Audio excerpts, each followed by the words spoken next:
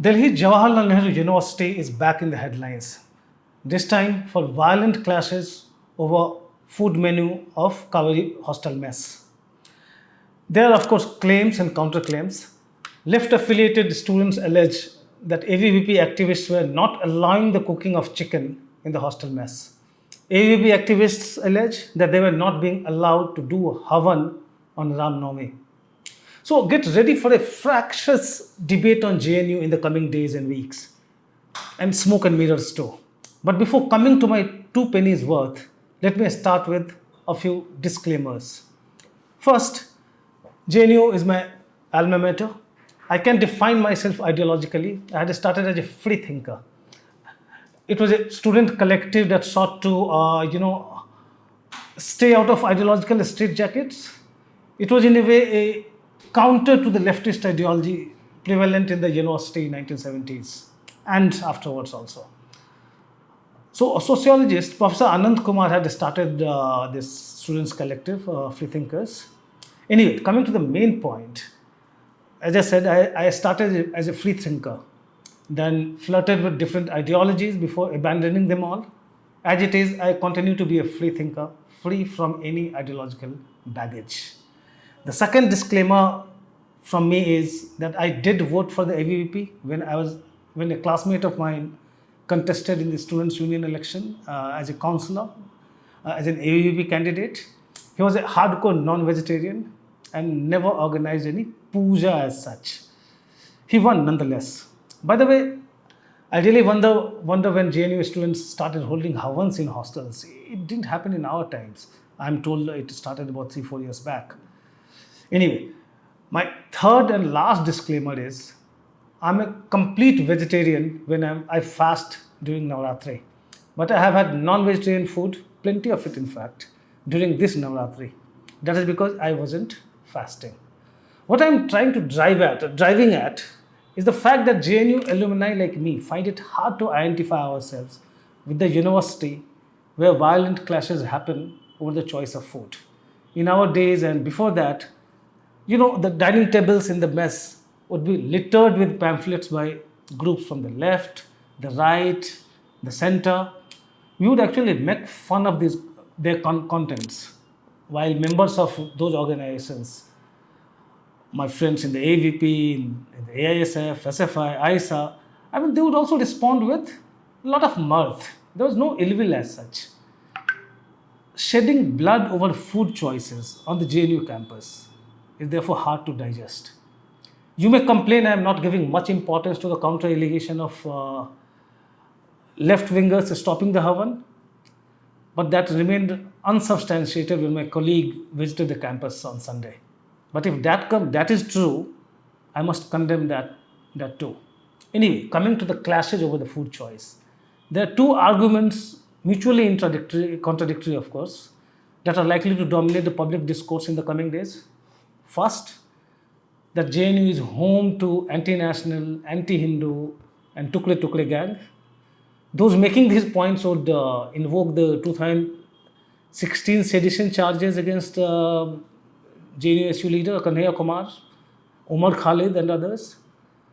The second or the other line of argument would be that the ABVP is affiliated with the RSS, whose ideology is divisive and intolerant, be it the right to practice one's faith, wear one's dress, or eat one's food.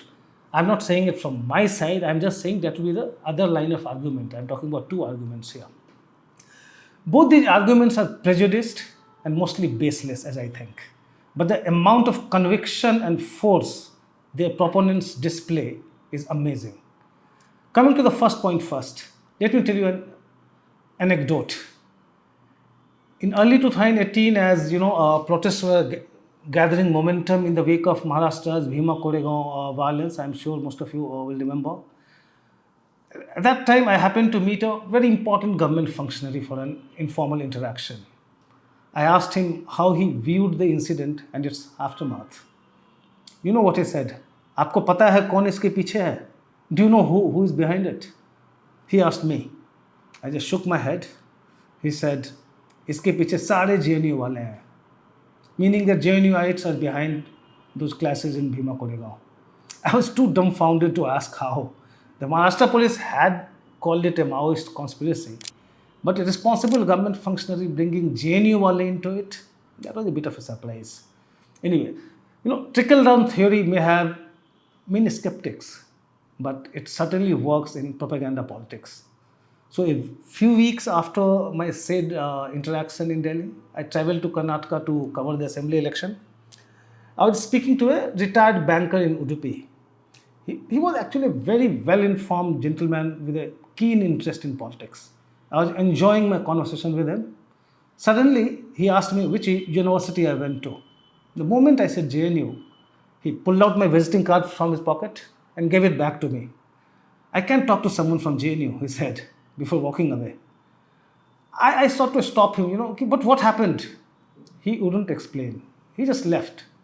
I mean, his words still ring in my ears. It has been 4 years and I just can't forget it. I have some questions from people who pursue the first line of argument I said, that JNU is home to Tukle Tukle gang, anti-national elements. So what is it in JNU that hurts these people? Do JNU baiters really believe in what they say? Or is it JNU's argumentative and questioning attitude towards the academic culture that upsets them? Or is it that Kanhaiya Kumar's or Omar Khalid's alleged acts of omission or commission have made the university a convenient tool for dog whistling? I have no answers. As per the Narendra Modi government's ranking, which is done by the Ministry of Education, JNU is the second best university in India. Even Modi's team is filled with JNUites, including 2 in the Cabinet Committee on Security, External Affairs Minister S. Jaishankar and Finance Minister Nirmala Sitharaman. Then you have so many bureaucrats, secretary rank officers in the government of India, who are alumni of JNU. And there are many, many other bureaucrats in the government. So this in itself should have actually silenced the JNU baiters, but it hasn't. Anyway, let's now discuss the other line of argument that you may be hearing soon from opposition leaders. Now, they'll be linking the ABVP's actions in JNU with its mothership, the RSS, and accuse the Sangh of trying to impose food habits. This argument too is fallacious, completely baseless, I would say. Let me tell you another anecdote at this point. In the 1960s, when Venkaiah Naidu, the Vice President of India, when he was in college, an acquaintance of his asked him to join the RSS. Naidu was reluctant because he was under the impression that the Sangh would ask him to stop eating non-vegetarian food, and he loved it too much to think of giving it up for any higher goal. His acquaintance then took him to a senior RSS functionary who explained to him how the Parivar never interfered in food choices. And the rest is history. Decades later, now, Naidu loves narrating this to his guests in Delhi whenever he hosts them over sumptuous non-vegetarian dishes from Andhra Pradesh. So I also happen to be there very often. I really love that food. Prime Minister Modi and Amit Shah may be vegetarians, but a large number of union ministers, BJP parliamentarians, and leaders are ardent non-vegetarians, I can tell you. Similarly, RSS Chief Mohan Bhagwat and other senior functionaries may be vegetarians, but it's by their choice, not by any diktat. Swayamsevaks or volunteers, they're free to dig into chicken or mutton whenever they feel like it. There is no diktat as such. So now you may ask me which of the two arguments I support or which side of the debate I am. Well, as I told you, I'm a free thinker. And in this case, support neither side on this. So what explains the violent clashes at JNU on Sunday evening? Well, I don't see any larger design or conspiracy as such. Political clashes are not new to JNU. Many students had been jailed and expelled from the university for opposing the emergency in 1970s. In fact, when Menka Gandhi, then Prime Minister's daughter-in-law, came to attend classes, she was in JNU then, I think she was pursuing German studies. She was forced to go back by agitating students. Again, come to 2005 when then Prime Minister Manmohan Singh visited the campus, students made slogans in protest. And you know what? One of the students who had shown a black flag to Manmohan Singh then is today a close aide of Priyanka Gandhi.